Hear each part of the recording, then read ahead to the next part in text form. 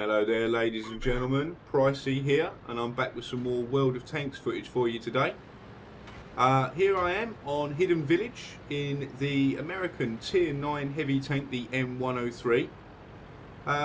First of all, I want to apologise really briefly because there seems to be a bit of a bug with XVM at the moment, and it doesn't want to display tank names. I've tried to do that. You can see above their friendly tanks here in front of me that there is no tank names available at the moment. That seems to be a bit of a problem with the replays ever since the second half of the 9.3 patch came out, unfortunately. But we'll just have to grin and bear it and hope they get it fixed shortly. But I do apologise about that. At the moment I am playing with Thomas. He's in the Chinese Tier 9 medium tank, the WZ-120. And we are going to attempt to take this high position here.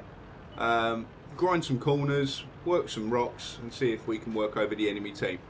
And the other thing I've just noticed about this bug we seem to be having at the moment is the fact that it doesn't tell you what tanks are where on the mini-map, although you've still got the icons, and the only thing that's showing up is the platoon mate icon, telling me that Thomas is to my left, which I can see that already, but it also applies to the enemy team. There's no names above the tanks. But anyway, first target sighted. It's the IS-6, and he's actually the best player on the enemy team, so he's a priority target. So I've put a sneaky one into his side whilst he's tunnel visioning on Thomas, and Thomas puts in another shot to distract him. He realises he's pushed up too far and his team hasn't supported him, so we get a chance to put in another shot into him, and that was a nice meaty roll for 483. Looks like we've successfully taken this position here at the top. The rock is ours.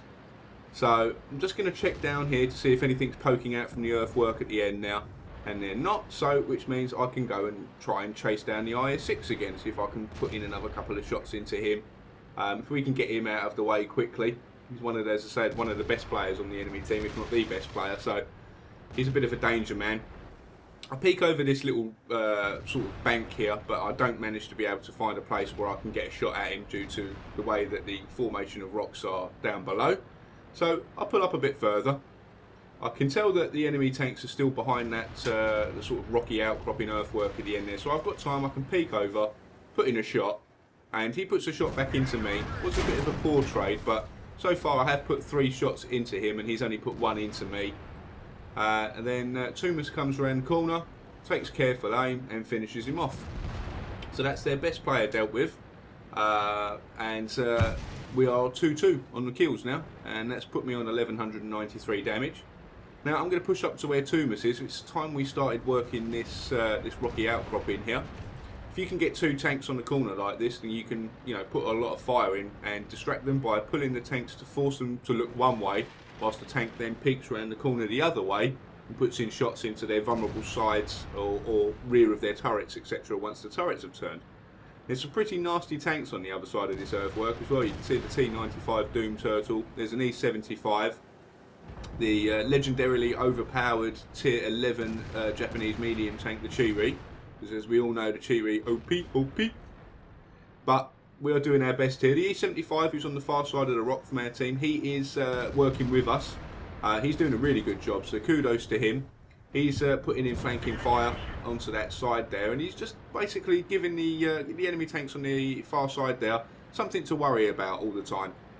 He's making them turn their turrets backwards and forwards between us and them, so they really don't know where to turn. It's hard for them to angle their armour effectively. The Chiri on the enemy team apparently wants us to report Thomas for hacking. I don't know why that is. I think it's just because Thomas shot him in the face. So nobody really likes a crybaby. But I can assure you Thomas doesn't hack, he's just a really good player. So let's see if he thinks I'm hacking. So there you go, sir. Catch that. There you go. Now you're really salty, aren't you? Now you can trundle off with your 68 hit points and go feel sorry for yourself. I'm still working this top side here. Thomas has gone round to support the E75, and just at the right time as well, because the E75's just gone down to the enemy team's E75. I see the Doom Turtle turn towards Thomas, so I take my opportunity to come around, put one into his side, also blow his tracks off at the same time, which leaves him vulnerable. He can't move, and the Sky Clicker, Gescholtzwagen Tiger P, ends him, drops a Sky Clicker orbital ion cannon shell on his head and kills him. That gives me the opportunity to push around. I know the Chiri's still alive, but I'm not really that scared of him, so I push around, put in a shot into the back of this E75 and have a bit of an argument with this rocky outcropping at the same time. Not a great shot from my perspective there. I wanted to blow his tracks off, but he moved at just the wrong time. So I ended up just putting a shot through the side, but hey ho, it did damage, I can't really argue. Now, it's time to push on again. We finally brought the kills back to a sort of an even stage, 6-6. The town has fallen pretty hard to their medium tanks, and I sight an E75 who doesn't appear to be moving. Now, the Cheery said that he's AFK, but you can never normally trust the enemy team to give you correct information. So I take a bit of a poor shot there, I must admit. I tried to penetrate the side of his turret just to see if I could at that angle, really. Hands up, I'm a new player to the game. I'm still learning the game myself, so if you don't, if you don't try, you don't know, sort of thing. So I put in a poor shot into the side of the turret. It does bounce, so now I know not to do that again. So now I've worked out he is most definitely AFK.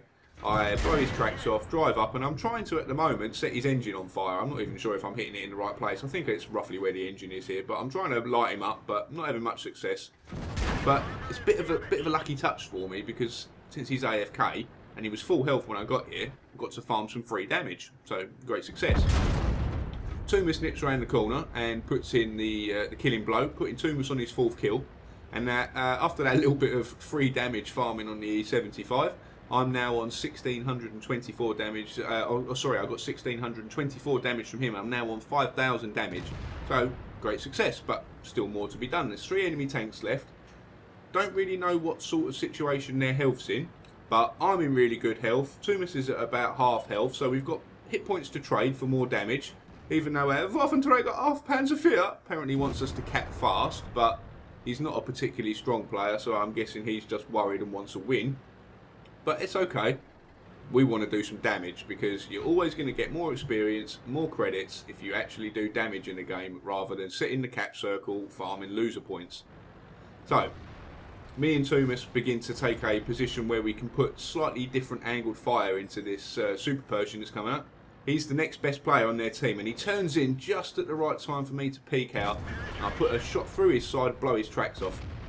Now, between me and Tumas, we've kind of got the guy pinned now. Tumas can keep blowing his tracks off from the left-hand side, and I can just keep poking out and putting shots through his cupola. So, there we go. Poke out again, bounce an APCR shot from him, put a shot for his cupola. And he does penetrate me with that one, but I get a, that's a trade I'll take. 231 damage over 438. I'll take that trade any day of the week when I'm in a heavy tank. And that was the last kill. So 6 kills for Tumas, 6.3k damage for me. Let's go have a look at the endgame score screen. And here we are at the endgame score screen for that round on Hidden Village in the M103 Tier 9 heavy tank. As you can see, that was my ace tank again in the M103. And along with that, I also picked up the high caliber medal for the most amount of damage done that battle. And Tumas, my platoon mate, as you could probably see during that video, trying to highlight a good bit of 2-man teamwork, taking best advantage of one tank that's a bit slower and a bit heavily armoured, and another tank that's a bit faster and a bit more agile.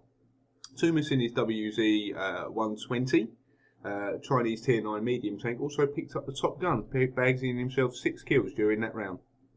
Now if we flip over to the team score page, you can see that was 1,285 base experience for me that game, and 6.3k damage, and I picked myself up a kill. Tumas also put in a sterling result, doing 3.2k damage, picking himself up 6 kills, and netting himself base experience of 1,190. So between the two of us, we really did carry that game for our team, dealing almost 10k damage between us. Now, if we go to the detailed report, you'll see that that round I fired 18 shots. Out of the 18 I fired, I hit 17. And out of those 17 that hit, I penned 16 of those, giving me my total of 6,327 damage. I received 4 hits, 2 of which penetrated, and 2 of which didn't. The damage blocked by armour was a rather measly 240, which I can only assume was blocking a couple of the non-penetration hits I think I received were probably from the Cheery on the enemy team. You know, the one that wanted to basically report everybody in the game by the sound of it. I spotted one vehicle that round damaged 6 and destroyed 1 and did 530 assistance damage. So as you can see, the base experience that I got from that round there was pretty much all to do with pure raw damage done to the enemy team. Not much in the way of spotting or assistance damage at all there. That round, with premium, I made 84,478 credits, and with deductions, very nice ones actually, because I didn't take that much damage physically to my vehicle. I mean, that it only cost me just over 6,000 credits to repair the vehicle, and I spent about 19,000, just over 19,000 credits on ammunition. Still giving me a profit of 59,286 credits, which is really, really good at tier 9, considering the ammunition costs and the cost to repair your vehicle normally. Even if I hadn't have been running a premium account, still would have made 31,000 credits there, so very tidy round indeed. The base experience I received there, as we discussed earlier, was 1,285, and with premium and the action payout for, I think it's no pain, no gain at the moment because of Togtober, bumped that up to a total of 2,890 experience for me. And that wasn't a double, that was a standard round, so that was a really nice game. Anyway, I hope you've enjoyed this replay. I've got another subscriber replay in the pipeline coming out in the very near future. It's a massive base experience scout tank game, so I'm sure you guys will be really interested to see that. It's a really, really good game, so stay tuned for that one. If you like this video, please give it a thumbs up, that really helps me out. Of course, if you're not subscribed to the channel, then please hit that subscribe button to be kept up to date with future content. Also, once you're subscribed to the channel, you are eligible to submit replays for me to cast for you for the subscriber replay section. Anyway, I'm Pricie, you guys have been great, and I'll see you on the next one.